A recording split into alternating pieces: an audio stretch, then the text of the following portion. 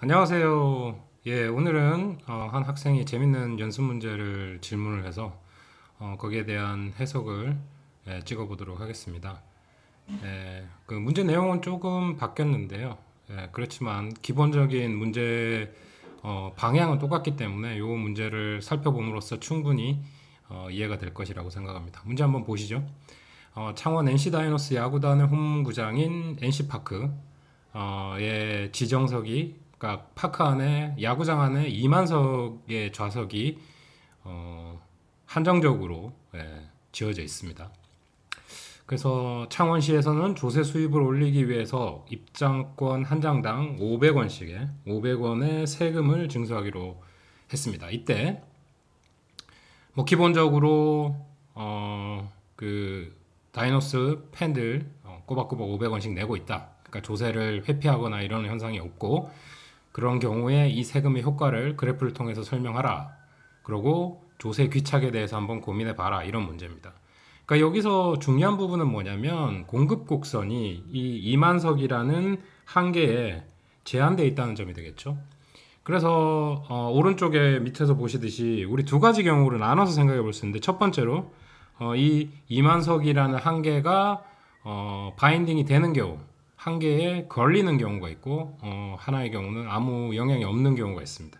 그러면 NC 다이노스가 야구를 잘 못해가지고 수요가 되게 낮다고 생각했을 때 만약에 이만석이라는 한계가 이쯤에서 여기가 이만석이라는 한계가 있으면 이 이만석이라는 한계의 그 자릿수는 아무 이 뭐 조세나 이 경제적인 효과 거래에 대해서는 아무 영향을 주지 못합니다. 그런 경우는 어떠냐? 그럼 우상향하는 공급곡선과 우하향하는 공급곡선이 되겠죠. 그럼 일반적인 세금 부담, 귀착 이런 문제가 결정될 겁니다. 그러면 한번 뭐 다시 요약을 해보자면 원래 얼마의 양의 만석 정도가 균형 가격으로 팔리고 있었다면 500원의 수지 크기가 500원이 되는 거죠. 500원의 조세를 부과할 경우 가격이 실질적으로 디맨드 커브가 그러니까 그 오는 이런 그 팬들한테 직접 500원을 부과하는 거고 500원씩을 팬들이 내는 거기 때문에 수요 곡선을 왼쪽으로 이동시키는 수직으로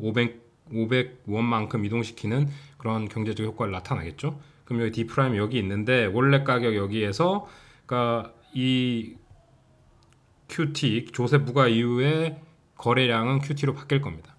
그러면 500원 자체는 조세 수입으로 잡힐 건데 이 조세 수입에서 소비자 잉여의 감소분, 생산자 잉여의 감소분 이것들을 평가해가지고 조세 부담을 판단해 본다면 귀착이 어떻게 될 거냐? 500 곱하기 QT가 조세 수입이 될 거고 가운데 있는 예전의 균형 가격을 바탕으로 그 위쪽에 있는 이게 소비자 부담 밑에 있는 것이 공급자 부담이 될 겁니다. 뭐 구단주가 P 스타 마이너스 PP 곱하기 QT만큼 구단주의 부담은 요 밑에 부분 될 거고 공급자의 부담이니까요. 요 밑에 위에 있는 사각형의 부분 소비자 부담이 될 겁니다. 그럼 일반적인 경우에 그러니까 이만석이라는 한계에 전혀 다다르지 않았을 경우에는 이런 일반적인 그래프로 설명이 가능하고 소비자 부담과 생산자의 부담이 결정되는 것을 살펴볼 수가 있습니다. 근데 이제 두 번째 경우를 한번 보시죠. 만약에 이제 NC 다이노스가 요즘 잘하고 있지만 요즘 잘하고 있어가지고 디맨드가 엄청 늘었어요. 항상 이만석이 꽉꽉 찬다고 얘기하는 거죠. 지금 이제 뭐 무관중 경기를 하고 있으니까 그렇다고 치고 이제 관중이 아무나 들어올 수 있는 상황이 됐다. 그리고 디맨드가 엄청 늘어가지고 2만석을 훌쩍 넘는 가격이 거래되고 있다. 그러면 지금 현재 여기 공급 곡선이 이렇게 올라가다가 결국은 2만석에서는 더 이상 늘 수가 없으니까 가격만 엄청나게 올라가는 현상을 보일 겁니다. 이 지점에서 만나고 있었다고 하는 거죠. 그럼 이 가격에서 만나면 누가 부담을 할 거냐? 공급 곡선이 수직이다. 이 말은 무슨 말이죠? 공급 곡선이 비탄력적이다라는 겁니다. 일반적인 공급에서는 가격이 올라간다면 공급량이 증가해야겠죠.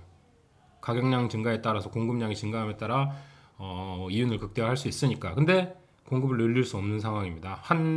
뭐 급하게 자릿수를 2만석에서 3만석, 4만석으로 막 늘릴 수가 없죠. 건물은 지어 놓은 거니까.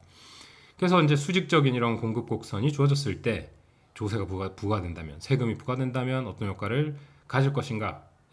수요 곡선이 수직적으로 500원 거리만큼 왼쪽으로 이동하게 되겠죠. 이렇게 수요가 감소하는 현상을 보일 거고 이 수직거리가 500원 되겠습니다.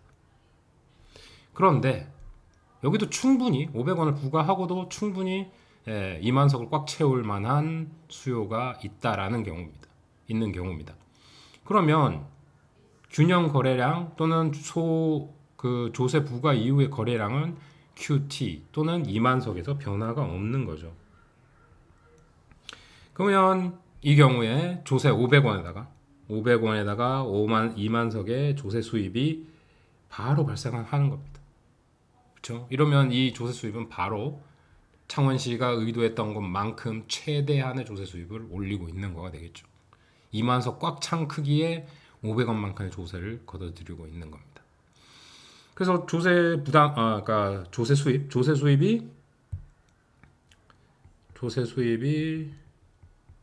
500원 곱하기 2만이 되겠죠. 거기다가 이제 한번 생각을 해봐야 될 것이 뭐냐? 그러면 여기서 이제 가격은 500원의 조세를 부담할 텐데 소비자 입장에서는 어떻습니까? 이 가격, 실질적으로 지불하는 가격은 이 가격이고 거기다가 500원을 정부에다가 창원시에다가 지급을 하는 겁니다.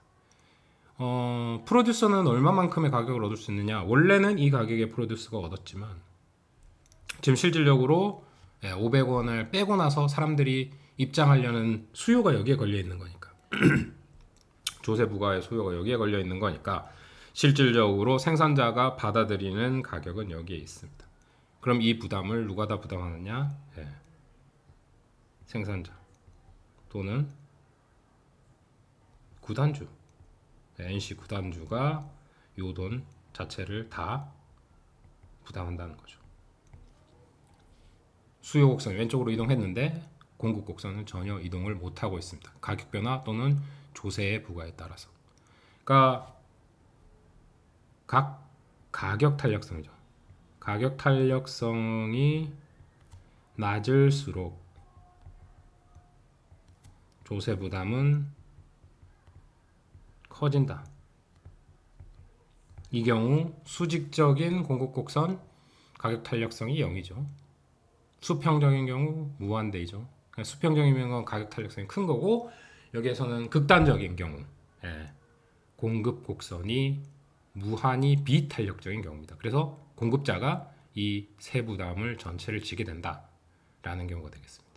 그거와 또 이제 유사하게 수직적인 부분에서 수직적인 부분에서 이렇게 우상향하는 컵으로 바뀌는 경우에도 있는데 그것도 요거랑 왼쪽 그래프랑 좀 비슷한 경우가 생기니까 아주 극단적인 이 두 번째 케이스와 1번과 2번 경우를 반반쯤 한 경우도 있지만 그것도 1번의 경우와 비슷하게 원래 가격을 기준으로 나눠가지고 소비자와 공급 곡선, 그러니까 수요 곡선과 공급 곡선이 걸리는 부분에 따라서 원래 가격에서 어떻게 변했는지를 살펴보시면 소비자 부담과 생산자 부담을 나눠볼 수 있을 거라고 생각됩니다.